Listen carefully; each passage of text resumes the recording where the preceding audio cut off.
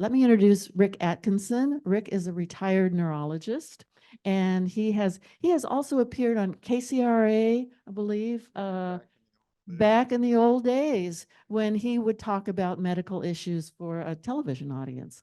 So, and Rick is currently the chair of our communications and marketing committee. So Rick, please introduce our guest. Thank you. Well, good afternoon, campers. I'm glad to see so many people are here in spite of the weather. I do want to tell you we are not going to provide free product that we're going to talk about today. So it's,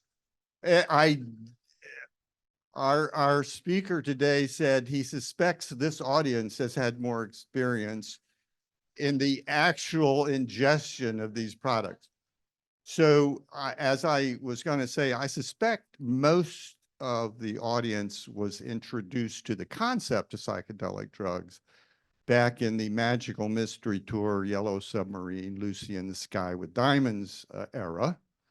And they were kind of exciting drugs, rather scary, definitely illegal, and nothing you would want to tell your mother about. So after that, we grew up and we got jobs and we raised families, and most of us, I hope, forgot about psychedelics. And so we're kind of surprised when all of a sudden these naughty drugs are becoming respectable, and a suggestion that they may represent a major alternative pathway to brain and neuropsychiatric disorders. The drugs we have for psychiatry, I think our speaker will agree, are pretty bad.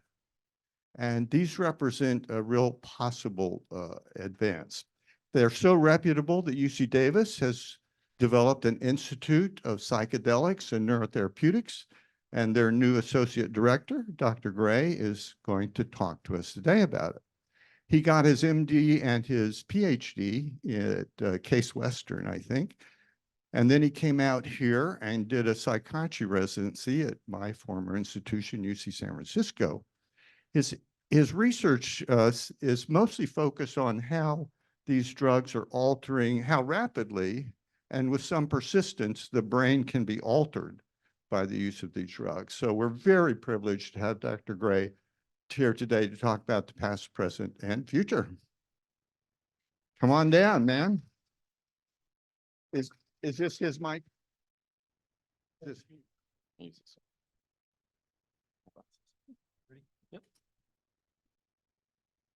Hi, thank you for inviting me. It was interesting you mentioned Lucy in the Sky with Diamonds. That was actually my senior prom theme. And at the time, I was naive enough to not actually know that connection. Embarrassed to say that now. But I'm excited to be here and tell you about some of the work that we're doing. And I'm going to start just telling you about this gentleman named Roy. So Roy is a guy in his 50s. He was diagnosed with cancer that had metastasized to his lungs, underwent many unsuccessful treatments, lots of surgeries and chemotherapy, and really left him very disabled. And with that, he just suffered from this existential despair, depression, anxiety. He was really miserable and hopeless, had a hard time doing anything in his life. And one day he was seeing his oncologist, and oncologist said, I think you should enroll in this clinical trial. And, Roy was probably like, wow, there's a new drug for my cancer. And the oncologist is like, no, this is actually for the feelings that you're having, the despair. Can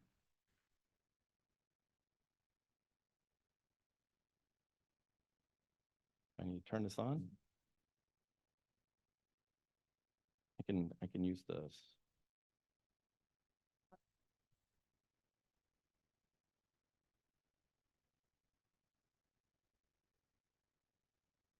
I was told it was the down button on the. Yeah, down button. But nothing's happening.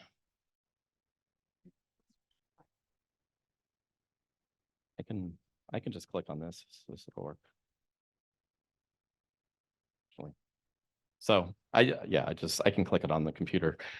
So this was no ordinary drug trial. This was, he would only take a single dose of this drug, and he was encouraged to lie down on a couch and have an eye mask under pillows and blankets. This is not what we see in a normal clinical trial of a drug. And he would he would lay there for 6 hours while the drug was in his system. And so he laid there quietly, and about 2 hours into, after taking the drug, he was pretty quiet for a couple hours. And then he said, you get that to work? Okay. About 2 hours later, he said, it's really so simple. There was another one. And he also said, I think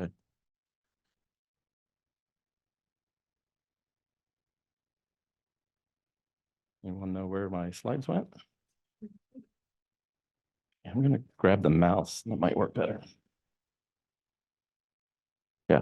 So he said, birth and death is a lot of work. He said, it's really so simple. And over the next 6 hours, he lay there quietly, sometimes crying, sobbing to himself, laughing at times, smiling. And there were a couple therapists in the room, and they didn't really say anything. And then the next few days, he discussed some of the thoughts and experiences he had during that period with the therapists. And he reported that it was really life-changing. And he stated that he experienced infinity and that it lasts forever and that it is love. He stated, I went into my lungs and saw 2 spots. They felt like they were no big deal. The cancer is not important. All that is important is love. And he said that he just feels this level of contentedness, peace, and happiness that has persisted since that day. And he went on to have more treatment, but was now coping in a very effective manner. He was enjoying his life. He was going about his daily existence. He was present with his family. And really, this sort of like spiritual like experience is not the usual stuff that we deal with in psychiatry or definitely not medicine. And if I had a patient as a psychiatrist that came to me and stated some of these things, I'd probably raise an eyebrow if I hadn't met them before. So this is really a shift in the way that we think about the possibilities of treatment. And Roy's story, I think, is just an example of where some of this excitement is coming from about psychedelics, from the hype and the hope and the buzz that you hear. And so I want to just give a little background and a little perspective and tell you where we're at today. As many of you probably know, we are in kind of an epidemic of despair in this country.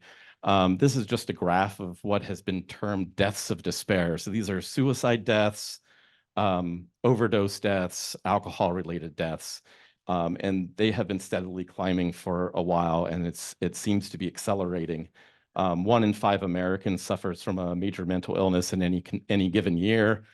These are numbers that continue to climb.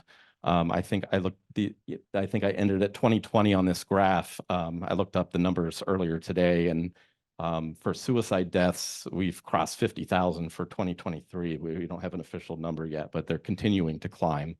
And there's lots of reasons that could be for this that we don't fully understand. But what we do know is that our current treatments are just not sufficient to help people. For one, if we talk about antidepressants, for example, they can take weeks to start working if they work at all.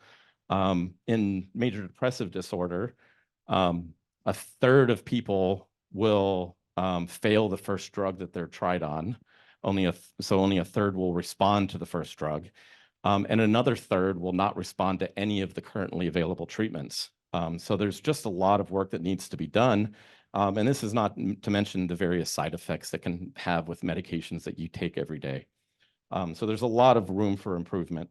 And this is where a lot of that hope is coming with the psychedelics, and why people are so excited about the possibility is because we're in this state of there's a lot of suffering, and there's not good relief to that suffering. So there's a lot of hope that maybe this could be the solution.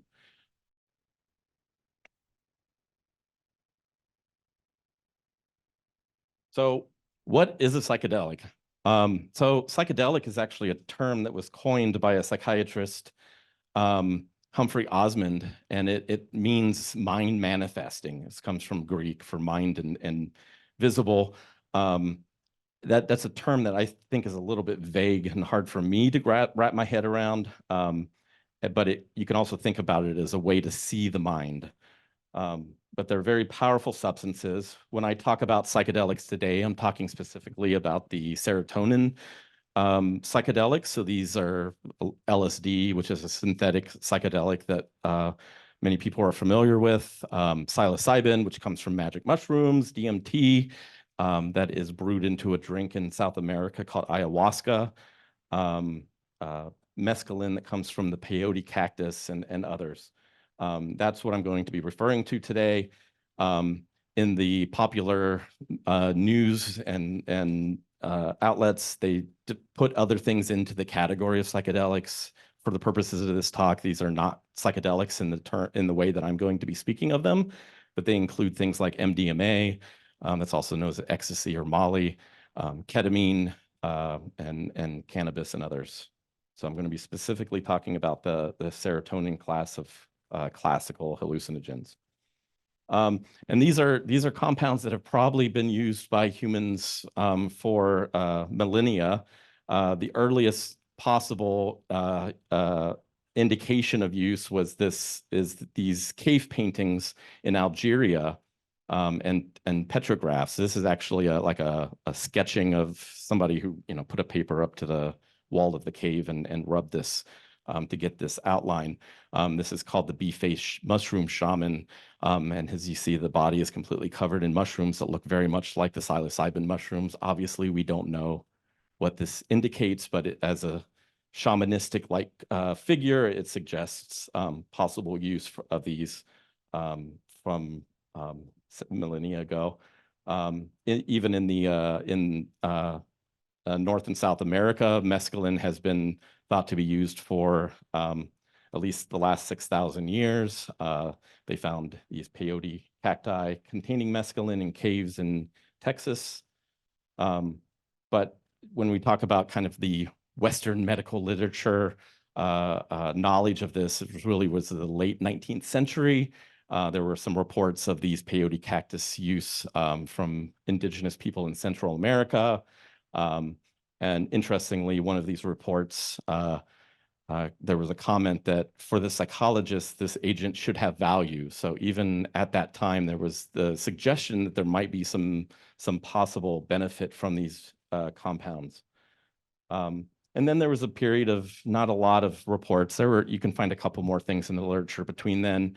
In 1936, there was the possibility of therapeutic use specifically raised. This quote is, "There's reason to suppose that patients in such a state may be very susceptible to psychotherapeutic influence.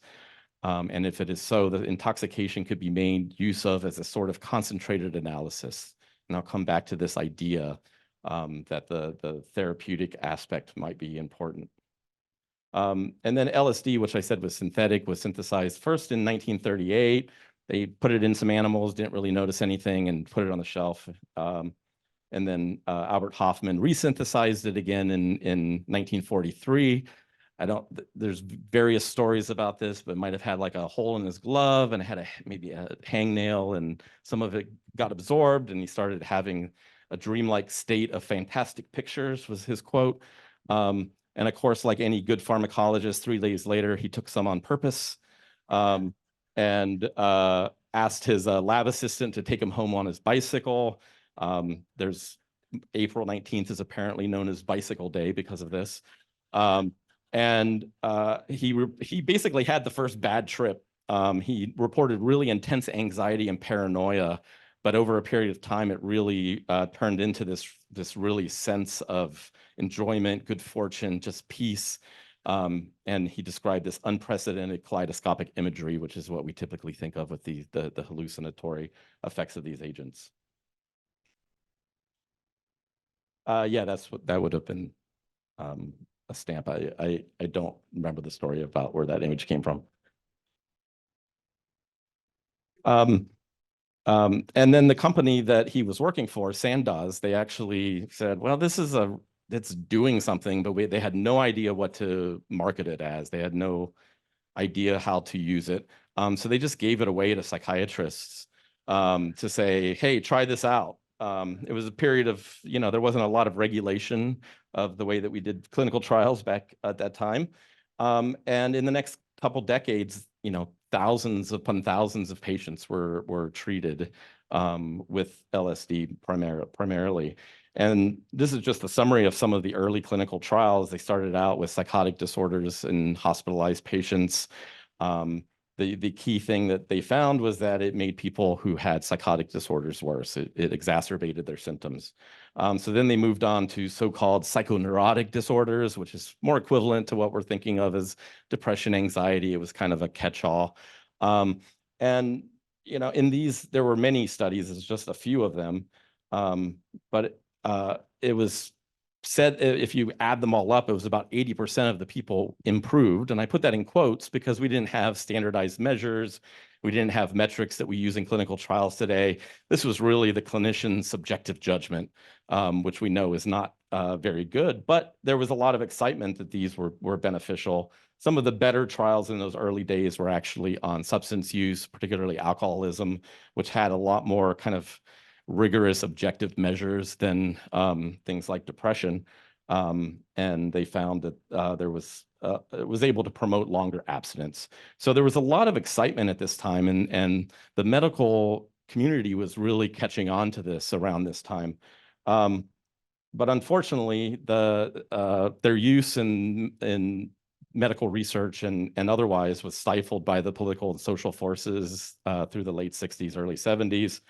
And there was just the fear among government officials and various groups that they posed a threat to this established social order. And this led to President Nixon signing the Controlled Substance Act in 1970. And LSD, psilocybin, and mescaline were all made Schedule I, which basically made them completely illegal to possess, use, or distribute. And Schedule I implies that they have no acceptable medical use and a high potential for abuse, both of which now we think are wrong, are incorrect. And then in 1971, he declared war on drugs. And this basically took the research on psychedelics to a complete halt. This is a graph of the percentage of papers in PubMed, which is the major compendium of medical research. The percentage of research that was on publications that was on psychedelics, and it really ground to a halt after that. Clinical research completely stopped. There was a little bit of basic research that continued. So now we're going to jump forward 3 decades. Things happened in these 3 decades, but for the sake of the talk, we're just going to jump forward to the current, where we're at now, and the kind of the renaissance that we're experiencing with the use of psychedelics in medicine. And it's really thought to start with this paper from 2006, where healthy volunteers were given a trial of psilocybin, a single experience, and then they went through various rating scales afterwards. And the majority of the people that took the psilocybin in this trial rated that experience, which is an experience where you're sitting in a room with a therapist, right? Not a very exciting environment. They rated it as one of the top 5 experiences of their life. Up to almost 20% of them said it was the most important experience in their life, sitting in a room with a therapist. And the reason that this wasn't the first paper to do something like this, but the reason that it created such a stir relies a lot on the fact that the first author on this paper was a very well-respected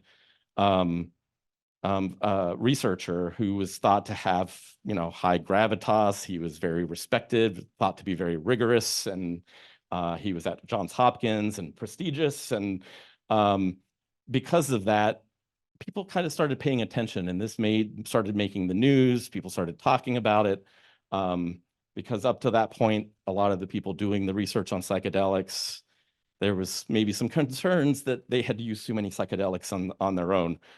So this just raised an awareness that, okay, maybe there's something scientific here that we can study. And then this really led to an influx of philanthropy that allowed, none of these studies were funded by like the NIH. They weren't federally funded. They were funded by private philanthropy. And there was this series of this a pilot study and then 2 controlled trials of patients who were in end-stage cancer or had life-threatening cancer. I'm not sure the exact definition of that they used, but had significant anxiety and depression based on their diagnosis. They were otherwise healthy from a psychiatric perspective. And they just found that there was a very large improvement of their mood and anxiety and their functioning after a single dose of psilocybin. And this was actually Roy that I talked about in the beginning was a patient in one of these studies. I don't remember exactly which one. But as a psychiatrist, I think what really got everyone excited was this study from the Lancet in 2016 by Robin Carhart Harris and David Nutt. Excuse me. And this was just an open label study of 12 patients, very small open label study. But these were patients that had an average, they had moderate to severe major depressive disorder, and they had an average of 18 years of treatment-resistant depression. They had basically been on everything, nothing had helped, and they were just still in moderate to severe depression for, almost 2 decades on average. And so in this study, they received a single dose of 25 milligrams psilocybin. This is not just a drug. This is an extensive therapeutic intervention. So, and that's really important. I'll come back to this. But there's hours of sessions with the therapist to develop rapport, to understand what kind of issues that the person is thinking about, what are the things that are important to them, set expectations for the experience, et cetera. And then there's a whole day dosing session, 6 to 8 hours, which is what psilocybin lasts. The reason they use psilocybin for these trials is because 6 to 8 hours is better than LSD, which is like 24 hours. And it fits into a workday nicely. And then they come back after that day and they do various integration sessions for quite a few hours to kind of discuss what they experienced during the dosing. But the single dose, and they found in these 12 patients a really remarkable decrease in their depressive symptoms. This is the Beck Depression Inventory. And they all dropped, on average, they dropped into the no depression range with basically within a day. This graph shows 1 week, but it was really very rapid. And most of them were there in 3 months. And if you look at even the individual participants, they all showed rapid improvement. A few of them returned to where they had started or got back close to where they had started in terms of their depression, but the majority of them showed continued improvement 3 months later. And this is really an unprecedented level of response in the psychiatric literature. This extensive response was so far larger than what we were used to seeing, that this just became the news, and people were very excited about this. And the patients described things that were also really interesting. They described their depression as being a mental prison. They're stuck in their own thoughts. They're disconnected from their loved ones because they just can't get out of their negative thinking cycles. One patient after this experience described that it was like a light switch was being turned on in a dark house. It was like a mental reboot. They were really reporting these remarkable changes in the way that they were thinking. And this group actually followed these patients and added some more and looked at them at 6 months. And this effect seemed to persist at 6 months. So a single dose and a single treatment having a rapid effect that was very persistent.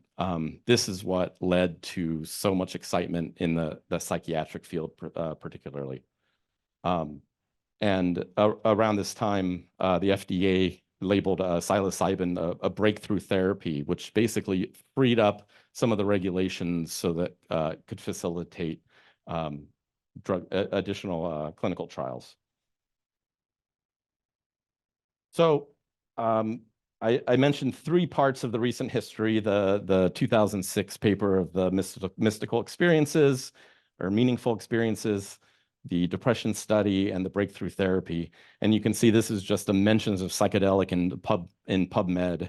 And this is just actual numbers. But you see that it was there was this little blip around 1970 before the Controlled Substance Act, and then it dropped back down to less than 50 papers a year. Most of them were basic science. And then been this rapid increase in the past few years. There have been over 300 papers per year on psychedelics. And even this year, I looked yesterday, we're 2 months into the year and we're almost at 100. So if you project that out to the year, we're going to be, there should be over 500 papers this year. So there's this rapid increase in research. And it's a really exciting time to be looking at this. And a lot of people are taking whatever work that they do and applying it to psychedelics. And I think that will facilitate a lot of new knowledge. So with this, there's also been lots of companies and institutes. I'm part of an institute at UC Davis. Hundreds of millions have been raised in private philanthropy and investment in companies. There's been an increase in efforts to decriminalize psychedelics in different cities and states. A few of them. And I was just looking on clinicaltrials.gov, which is a registry for any study that you're going to do in humans. They're not always clinical trials, but they're human studies. And there are almost 500 studies registered in clinicaltrials.gov for psychedelics. And this extends beyond depression. A lot of the early work was done in depression. I'm a psychiatrist. I think about that as an indication, but there's a lot of things that people are looking at, the end-of-life anxiety, substance use disorders, PTSD, obsessive compulsive disorders, mood symptoms, and a lot of neurodegenerative diseases are very prominent and difficult to treat. But outside of the kind of psychiatric symptoms, we also have conditions like chronic pain, fibromyalgia, migraines. These are some of the most debilitating and costly disorders that are out there. And most of them don't have effective treatments. So there's just, we're just kind of barely scratching the surface about what is possible. But what's exciting is that all this increase in research is going to start looking at the possible use of these agents in different conditions. So I'm going to take a little sidetrack here and tell you what do we think might be happening in the brain with psychedelics. Specifically the therapeutic effect. I'm not going to talk too much about how we think they're causing hallucinations, but what do we think is the therapeutic benefit? So to explain this, I'm going to need to give you a little tour of the brain. Here's our friend the mouse, which we use a lot in research. The brain is a very complex organ, controls all of our perceptions, our thoughts, our actions. You can think of it as like a big novel that can be broken down into chapters like the hippocampus, which is the major memory center of the brain, and into sentences like these regions like the dentate gyrus or individual neurons. And you see these neurons have these little bumps all over them. These are called synapses. These are or dendritic spines, which are the site of these synapses, which is the connection from one neuron to another. So our entire brain may have upwards of 1 trillion synapses in our brain of neurons connecting with other neurons. A single neuron could have 10,000 connections with other neurons. And this forms all of the memories and all of the networks in our brain, the circuits that involved in our thinking and everything that we do. We're looking largely at the synapse. And we published a paper, myself and my collaborator, David Olson at UC Davis, back in 2018 now, showing that psychedelics promote structural and functional plasticity. So plasticity is just the changing of these synapses. So when synapses get stronger, this is the formation of memory, new memories, strengthening our memory. This is how circuits grow, is that those connections between neurons will get stronger. And we found that psychedelics promote a rapid increase in this plasticity, this sort of plasticity. I can show you a little bit of the data, and you can see in this image that after DMT, which is one of the psychedelics, it's a one that we use experimentally a lot, there's this increase in the growth of these dendritic spines, which are thought to be sites of these synapses. And also you can see the little downward blips on those lines at the bottom. That's showing more synapses, more of those downward deflections indicate there's more synapses. So we see this large increase in synapses. And then a few years later, another group did this in a living brain. We did it by taking the brain out. They did it looking in the brain and following it over a month, and they saw that that increase in synapses actually persisted at least a month. It's hard to do those experiments longer than that, but this increase in the synapses persisted. So we think that this increase in this plasticity might be allowing the brain to actually change in a positive way, and allow you to kind of get out of these really stuck kind of thought patterns and these circuits. So let me show you what I'm talking about. And I'm going to just point out these particular disorders. But what's thought to be similar between things like addiction, PTSD, anxiety, OCD, et cetera, is that there is thought to be that there are certain overactive circuits that are in the brain. And for each of these, it could be a completely different circuit. But those circuits are overacted to the point where they're kind of dominating the person's existence. So we call these loops of despair. And for example, in depression, there's these ruminations, these negative thought patterns that you kind of get stuck in this repetitive negative way of thinking. In PTSD, there can be intrusive thoughts and flashbacks, addiction, the craving, and the movement towards getting the drug. OCD is a little bit more clear that you have these obsessive thoughts that will not go away until you do the compulsion. But these are circuits in the brain that are just dominating your existence that you cannot control. You don't have the ability to stop that thought pattern. It's so strong. That circuit is so strong. So we think what's happening is that the psychedelics are loosening these up a little bit, or they are allowing additional connections to form that help you to have better control of that. And we know that when somebody takes a psychedelic, that there's this massive activation of the entire brain, the cortex of the brain. And we don't know how that links to the synaptic effects. We don't know if that activation is required to help the synapses change, or that the psychedelic is acting on the individual cells and helping them change. Those are some of the big questions we have. And they're very important questions because they let us know a little bit about the importance of the hallucinations and the trip. Is that an important part of the therapeutic benefit or not? And that's one of the #1 questions that scientists are working on all over right now, is asking that specific question.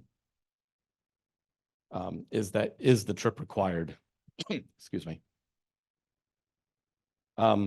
So that's just kind of a brief description of what we think is happening. We think these circuits are being able to be modified in ways that they're normally stuck in that person's existence, and we're able to modify them because of whatever the drug is doing to the plasticity of that circuit. But there are a lot of challenges that remain in the field, from clinical trials to the basic science. And I think it's really important to talk about these and acknowledge these, especially with the level of excitement that there is. These challenges become more important. For one, the actual therapeutic model is challenging. It's, as I described, it's often a dyad model where there's 2 therapists in the room. In this picture, there's just one, but there's typically 2 in the room. Each of them maybe $300 an hour or whatever they bill. And they have 8 to 12 hours of preparation, 8 hours of therapy, and then 8 to 24 hours of integration work. That's a lot of therapy hours in a very short period of time. That makes it very difficult to scale that to all of the people that need it. It becomes cost prohibitive. It's only going to be available to those that are able to afford that and take that time away. So there's ethical questions there, accessibility questions there, scalability questions there. And also just the importance of each of these features. We don't know. Does the eye mask make a difference? They usually listen to some music. Does the type of music matter? All of these questions are unanswered at this point, and they've just been following a single model for that. But I think the bigger issue is that, we talk about, in medicine, the gold standard is a randomized placebo-controlled trial, a double-blind randomized placebo-controlled trial. These are not that. And it's really impossible to blind these studies. And the person receiving the drug knows that they got the drug. the therapist in the room knows that the person got the drug. There's no way to blind it in that regard. And another issue is that there's such excitement about these as potential therapy that there's huge expectancy effects. People are expecting benefit. Okay, when you go in expecting a positive outcome, you're more likely to experience a positive outcome. If you go in with a negative attitude, you're more likely to have a negative outcome. And this has been shown in clinical trials for various things that this is really important. And from what I hear from people running clinical trials, this expectancy is huge. And the people that sign up for these trials, they think this is the cure for whatever is ailing them. And to the point where they're like, if you give me placebo, I might go kill myself. This is the desperation that they feel, but it also leads to this high expectancy. And this combination could lead to massively inflated effect sizes. And I guarantee that as we get more and more people and more trials and we do the trials better, the effect sizes are going to shrink. They're not going to be this massive effect size. But hopefully they're still very beneficial. But right now, I think there's just more excitement than really is needed. And in terms of the blinding, there's lots of different ways. There's a lot of discussion. This is a big issue. There are thoughts of using active placebos. These are not great because people still know, I didn't get a psychedelic. Niacin, for example, high dose niacin will give you a flushing response, might make you a little nauseated. So you definitely feel it, but they know that it's not a psychedelic. And so that, there's trials that doing this. Low dose psychedelics is another way that people are trying to control this, where it kind of controls a little bit for the expectancy because everyone in the trial is going to get a psychedelic. You just don't know what dose you're getting. You're either going to get a high dose or you're going to get a low dose, where so that's thought to be one of the better approaches. And of course, comparing it to currently available agents like SSRIs is another approach. And these have all been done with recently. These all published in the last few years, phase 2 clinical trials of psilocybin. We have one up here that was comparing to Lexapro or escitalopram, and it was better than the SSRI. Their data is much better than this. They just used this particular metric as was the one that they registered as the outcome, but they tested various depression scales, and the other ones all did better than this one. But this is the one that they said they were going to do, so they had to show that one. A second trial, this was done by a drug company, where they compared low dose and high dose psilocybin. They also had an intermediate dose, and only the high dose, which is the 25 milligrams, is the dose that really is thought to gives you a lot of the psychedelic experience, was the only one that had the benefit. And more recently, there was a study using niacin as an active placebo, with all the caveats I mentioned, but also showed a significant benefit of psilocybin over the placebo. But these are all still very positive, and psilocybin there are 2 phase 3, which are large numbers of patients, trials that are currently registering patients. So there's a lot of movement for it, especially in depression. The other indications are all kind of in the earlier stages right now.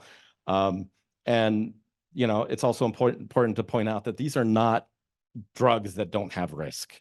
The risk, and we knew this from the 50s with what I showed you, is that there's a risk of worsening someone's currently existing mental illness, especially if there's psychosis.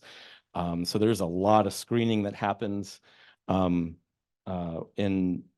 to any of these clinical trials to see if there's any risk, even if the person does not have a psychotic disorder. Is there any risk, any family history, and those patients are excluded. There's a risk of triggering, a new onset of mania. For example, if somebody has undiagnosed bipolar disorder and they're having just depressive symptoms, and there are case reports of this, but we don't know the overall level of that risk. And then there's the risk of what's, people know of as bad trips in the literature. It's actually called challenging experiences. But these are very terrifying experiences for people. A lot of fear, feelings like they're dying, paranoia, agitation. They can cause really serious risk or self-harm. And there's many examples of people who have died, harmed others, had poor outcomes during a bad trip. So this really, this is particularly important that the person is supervised when they're taking the drug. And we do know from the literature and from experience that in the clinical trial setting, the rate of these is very, very low. With all of the preparation work going into it with the right attitude, they call set and setting, how the person's mindset as they go in, really seems to reduce the number of these negative experiences. But there's also physical effects. These are not inert agents in terms of physiology. They increase your blood pressure, your heart rate. So most of these trials have not been tested in people with high cardiovascular risk. So we don't know how well they will work in those populations. So there's a lot of work that needs to be done to kind of expand this to be accessible to everyone. But also importantly, I talked about these were labeled as Schedule 1 compounds back when the Controlled Substances Act was founded, and it was based on no medically acceptable benefit, which I hope I convinced you that it's at least worth more studies to determine. And then the second condition is that there's a high risk of addiction. And that is thought to be also completely incorrect. This was a paper that graphed various drugs that are available based on their potential for addiction and their potential for overdose. And you can see the big baddies like heroin up here in the top right. Not sure I'm pointing at the right. There's my up here. Yes, and then we have LSD and psilocybin down here in the bottom left corner. So it's thought that they are really relatively safe compared to most other psychoactive drugs that we think of. So I hope I convinced you that there's a lot of excitement and that things are moving very rapidly, and I think we're going to know a lot more very soon in the next few years about the potential for these compounds and different indications. I think it's really an exciting time. And I just want to plug out for our institute at UC Davis, is the Institute for Psychedelics and Neurotherapeutics. We are not actively doing any clinical trial work. We were established in September of 2022. We are, as far as we know now, are the only institute. There's many institutes at many universities now for psychedelics. We were the only one that was established with a large investment by the university itself. UC Davis gave us $5 million to start the institute, showing that they're committed to this space. And we're now, we brought in additional money and grants. And our mission, there's the thing at the bottom. Our mission is to advance the understanding of the basic neurobiology of psychedelics and to translate that knowledge into effective therapeutics. So and the reason that we have the name psychedelics and neurotherapeutics is that we see the psychedelics as being a very, very powerful substance that's telling us a lot about the brain, is telling us a lot about these conditions. And if we understand how they work, this will lead to the next generation of therapeutics. We're kind of thinking beyond psychedelics. We think psychedelics are great. We're thinking kind of beyond because of these challenges of scalability and accessibility. And some of the current work that we're working on is exploring the possibility of developing psychedelic-based compounds that do not have the psychedelic experience, but still have this neuroplasticity effect, and then testing to see if that still has the therapeutic effect. And this is an unanswered question. It's a question that I don't think anyone's people will debate it, but we don't know until it's actually tried. So, but it's something that could allow for a lot more people to have access to this sort of treatment. And that's it.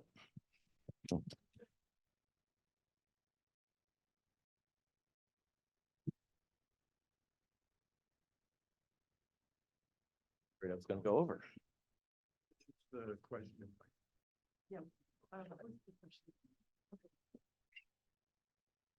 Thank you so much. I'm going to start with, I beat you. I have a microphone. To me, one of the most valuable things could happen would be the oncology issue currently. Do you know if our oncologists in the Northern California area have any access to psilocybin treatment or LSD treatment in the appropriate, basically terminal patient? There's absolutely no access to these compounds outside of academic research at this point, in California. So Oregon has legalized them for therapeutic use, and Colorado, I think, is close if they haven't done it yet. And so people are working on this. Congress has talked about it, but right now it's not accessible to anybody outside of those states. Hi, can you hear me? Is this good? Hold it close to your mouth. Closer? Okay. I have a family member who has bipolar disorder, and she's very interested in mushrooms. But she's, of course, afraid because of, yeah. But Waldman Hold it close to your mouth. Waldman used LSD in microdoses, and she had really great experiences. And I'm wondering whether a microdose would be considered safe and effective for somebody with bipolar disorder. Thank you. Yeah, thanks for your question. It's the short answer is I don't know. No one knows for sure. We know that there are definitely case reports of people with bipolar getting worse with psychedelics. We don't know really anything about microdosing. On the one hand, microdosing from basic pharmacology principles seems like it would not work at all, but there has not been any sort of rigorous study of what microdosing is. It's all self-report. Some people may be low dose versus microdose, and it's unclear. There is a trial at UCSF in bipolar type 2 disorder to assess the safety of psychedelics, but I don't think anyone has moved that into bipolar type 1. And I think it's going to take some time before there's going to be the infrastructure to do a trial in a safe way, based on what we do know about worsening psychosis in some patients that are at risk. Yes, thank you for the presentation. Very interesting. I'm wondering if there are studies, for long-term impact based on back in the day, the recreational use of psychedelics. Can they contribute academically to current studies in terms of long-term use or past use? I'm wondering if my old roommates could be of any help.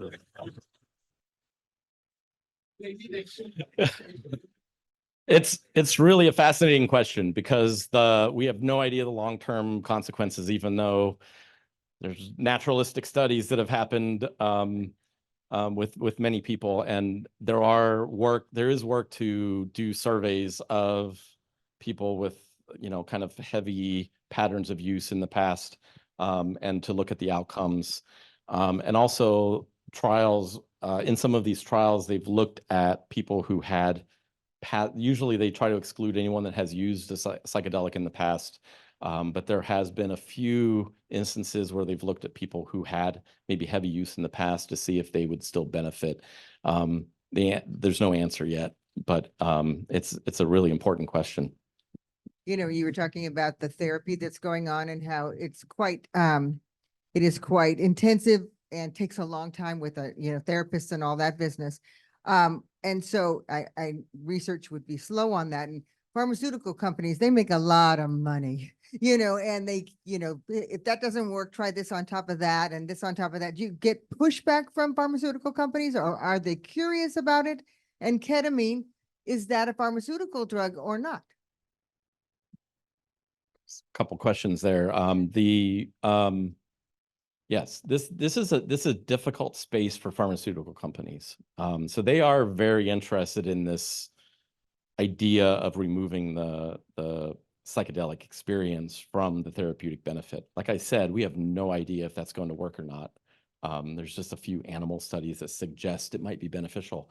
But pharmaceutical companies have no idea how to do therapy and how these studies are really done. So all this work that I have shown you, other than that one example, which was actually done in academia as well, are academic researchers. This is not the purview of pharmaceutical companies. So they are very much paying attention and want to know how they can get more involved. The one study that was run by the drug company, they had a patent on psilocybin, basically, which is not a patentable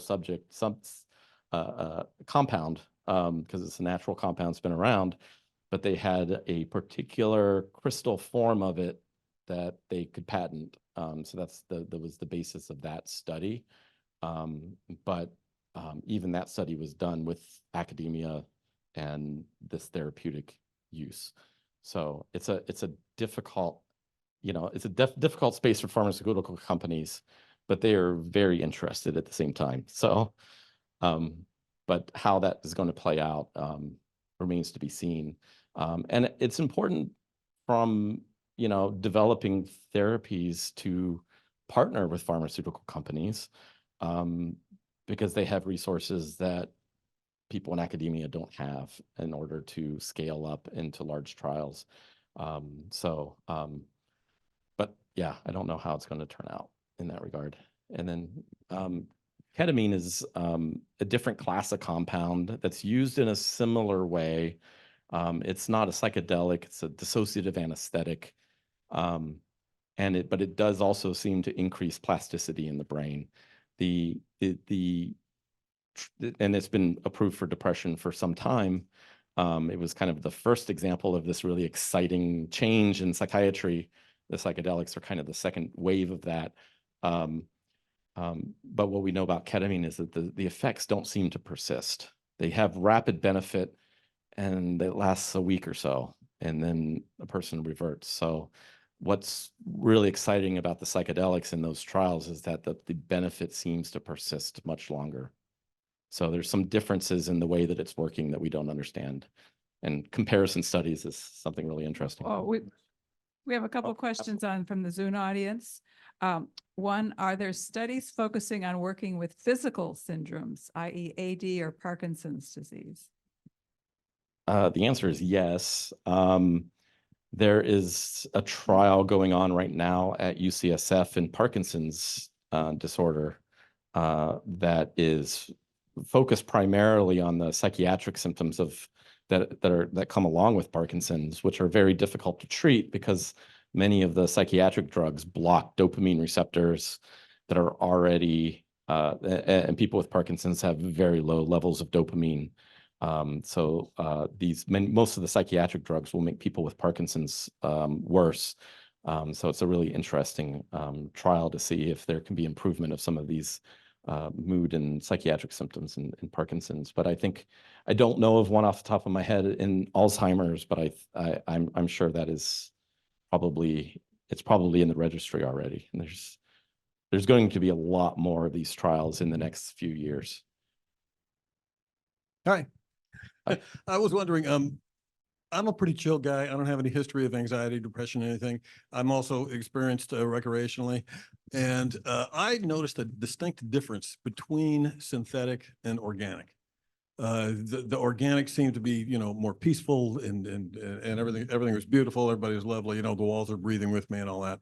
But the synthetic was kind of nasty, kind of metallic, and it didn't feel good. And I was nauseous and all that. Do you make a distinction in the trials between synthetic and organic? All of the trials thus far have been synthetic psilocybin. The accessibility of synthetic psilocybin is very poor at this moment. And so there's a lot of trials that people are trying to do trials and they can't get it. And they are moving towards using a is a purified from the natural source. It's not entirely pure. But a lot of the trials in the next couple years will probably be from, purified from a natural source, but it will come with a lot of whatever other compounds that are in these, in the mushrooms, for example. And there are other psychoactive substances in many of these natural plants and that also have impact. And that might be what the experience is from that. Okay. Yeah, it's hard to get a precise dose as well. So we're out of time, but I'm sure he'll be happy to answer some questions afterwards, and thank you very much.